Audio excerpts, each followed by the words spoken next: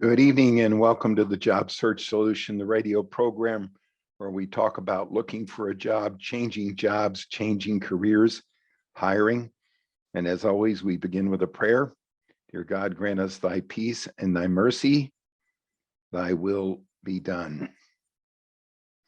I wanted to spend a couple of minutes on some things that are pretty upfront in this economy and explain them to help mostly you hiring authorities out there, but in general, anybody that is looking for a job or paying attention to the job market. And the first one has to do with this idea of the Great Recession or the Great Resignation. I don't know where that came up from or where it came from, but every time we come out of a recession, this kind of thing happens. I've seen 8 recessions and we came out of this one faster than we did any of the others. But I wanted to mention that it seems like everybody's concerned about people resigning and finding other jobs. Well, here's how it happens. Mary resigns from your accounting department because she finds a better job where she's making more money. And then in order to replace Mary, you have to pay more money as an employer to get a new employee. Everybody in the accounting department knows that you paid more money to get that new employee. So they get it in their head that they're going to go out and find a new job because you're not going to give them any raises or not likely. You're going to raise the whole department because it would scare everybody of your upper management. So then one of them leaves and then you repeat the same thing. And then it becomes a domino effect.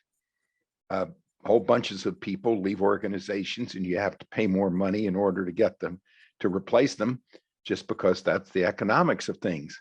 And one thing leads to another, and pretty soon you're paying more money for a lot of people that you had to hire who resigned from their last job because they couldn't get the money that they were making that they felt like they could get on the market.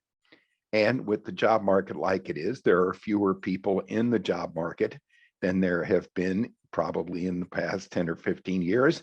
And so candidates have more options. And in part of the negotiation that goes on is that they end up having to negotiate for more money. And so it's just a domino effect.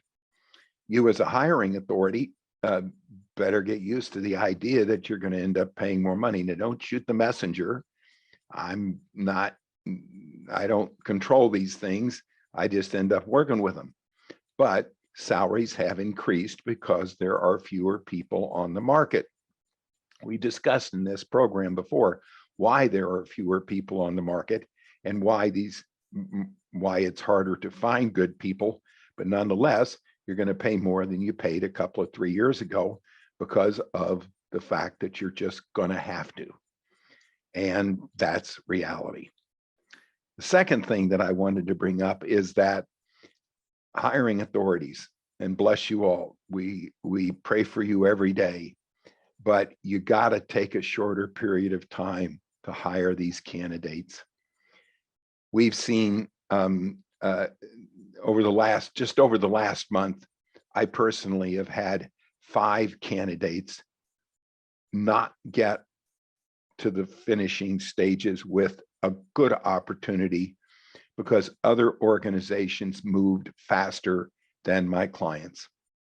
Now, my clients have this idea that, well, if we take a long time and we have a lot of people interview them, we're going to make fewer mistakes. That's just simply not true.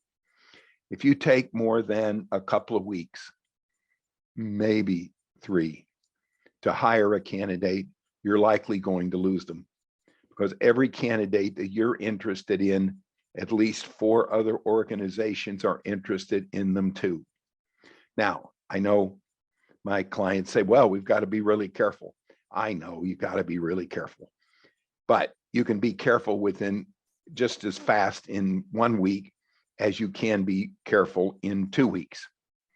I've said this before, but any more than 3 interviews, 3 people interviewing a candidate is no more effective than 6 people interviewing.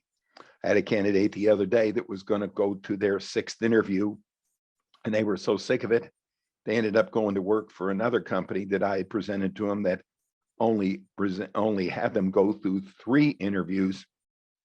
I don't know that the job was a better one, but it seemed like that the company he went to work for was more decisive and was more just better at making decisions. 6 interviews is, well, you can do it, but you're going to lose a lot of candidates that way.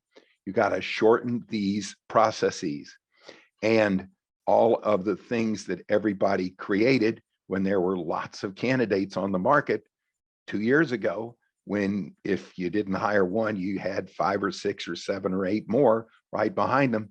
It's not that way. If you can get 2 or 3 really decent candidates for one opportunity, then you're in great shape. Just don't expect what it was 2 years ago. And so rethink that process. You can be just as careful in 1 week, at the most 2 weeks, as you can in 3 or 4 or 5 weeks. I know everybody's busy. They say, well, we got to go out of town. I had one candidate that took another job because the hiring authorities that he was going to interview with had to take their annual trip to Mexico. Well, okay, I guess that's okay, but they lost a really good candidate because he just didn't want to wait around for them to get back from Mexico in order to interview him, because he had many options. So you got to assume that any candidate that you are interested in, a bunch of other people are going to be interested in too. You need to move fast. You need to move efficiently. And yeah, if you want to be careful, fine, but just be careful fast. All right, we're going to take a short break. Stay tuned. This is Tony Bashara with the Job Search Solution.